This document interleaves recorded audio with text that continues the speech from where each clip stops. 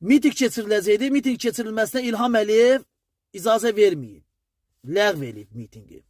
Əlbəttə ki, İlham Əliyev öz pazdanacağını bilə-bilə bilir ki, insanların mitingə toplaşıb öz haqlarını, hüquqlarını tələb edəcəklər. O icazə verməz də. Səhər günə salacaq bir dənə stadionun içinə, heç nə.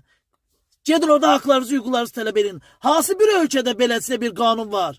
Sən orada haqqı, hüququ tələb eləmək görə kimə lazımdır ki? 30 ildə olsa orada toplaşıb haqqı, hüququ tələb edirsiniz də. Kimə lazımdır ki, orada haqqı, hüququ tələb eləmək? Haqqı, hüququ cəmiyyətin içində tələb eləmək lazımdır. Elə beləsinə elə qorxa, 30 ildir yalanlar elə hakimiyyətdə, nə biləm, çıxıb elə boş-boş danışırsınız.